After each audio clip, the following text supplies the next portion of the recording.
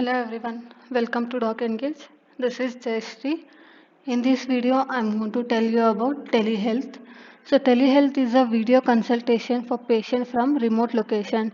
Patient will get the meeting link through WhatsApp or SMS by which they can join the meeting and take the consultation.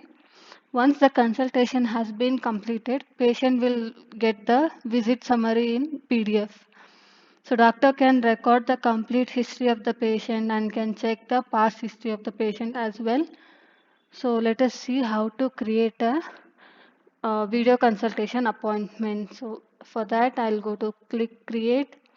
From here I'll go to quick schedule. I'll select the patient with the I'll select the care center.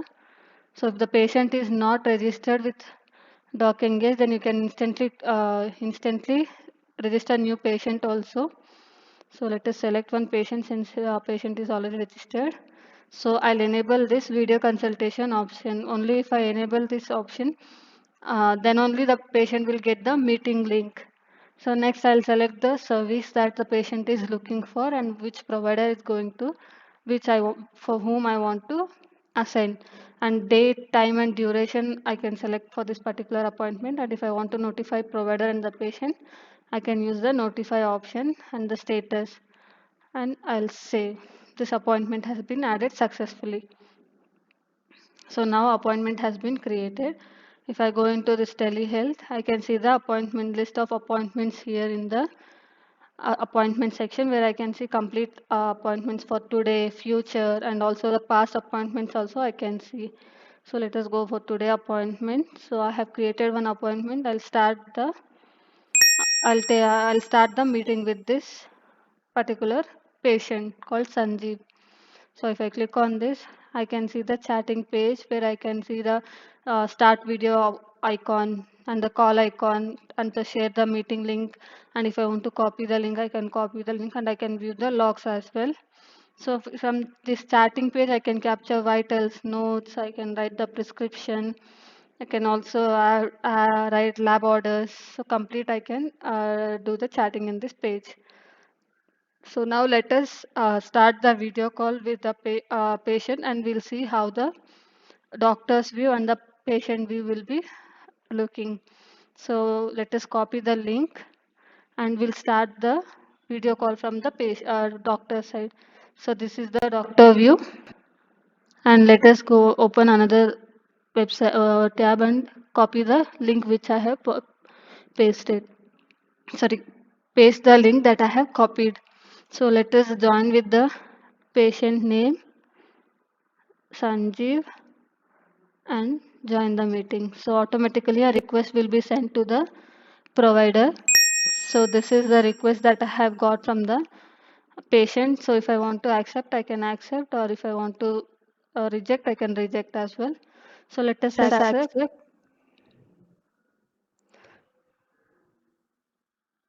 So let us accept and see how this will look. So this is the provider view and this is the patient view. So where I can see the mic option, video option, and the end option. I can also chat out directly with the doctor as well, and also see the number of participants. So same, if I want to share the screen, I can share the screen also. So let us go to the provider view and see.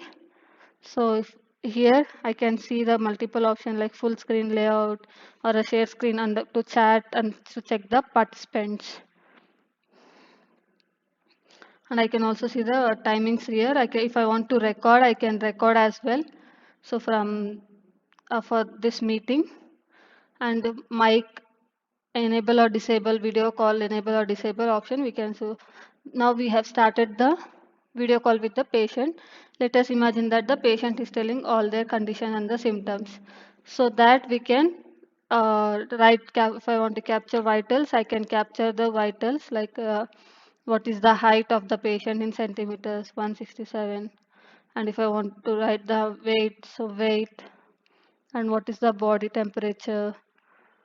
And if I want to capture more, I can capture more also and save. So this vitals has been added. So it is showing here. If I want to update, I can update again. So next we will write the notes like whatever the complaints or the symptoms that the patient is telling, we can write it in the note section. Let us say high fever, and if he says that he is having cold also, so we can capture all the symptoms and we can write it in the notes. Next is clinical information. If I want to capture any allergies, so if the patient is allergic to any food or anything, we can write the allergies also. This for these allergies, we have to do it, add them in the settings that I have made another video. You can refer for that. And next, if I want to write any diagnosis, I can write the diagnosis also. And what is the suggested treatment plan. I can see the past timeline also, where I can see the complete clinical data of the patient. So based on this past clinical data also, I can write the prescription. If there is any past clinical data, we can write the prescription based on that also. So let us say I'm giving the Dolo 650. So I have selected the medicine name and dosage, and then what is the duration. So let us say for 7 days, I'll write 7 days. And when is the start date? If I want to add any instruction, I can add the instruction. And I can also add custom medicine, or if I want to add medicine fields, I can add the medicine fields also. So like this, I have written the prescription. So if I want to do any follow-up appointment with this particular patient, then I can also give a follow-up date here. So let us say today is 15, and I want to give a follow-up date after 4 days on Monday. So I can select the date, time, and the note. So let us say follow-up consultation. So I can write the follow-up consultation in the notes, and I can give the follow-up date like this. And next, if I want to give any lab tests, so lab orders to the patient, so based on their condition, let us say if they want to get any blood test done for the CBC pathology test, we can select that also. Let us say CBC. So I can select the CBC test. And if I want to give any radiology, neurology based on the patient condition, I can select the lab test, lab orders, and we can write that also.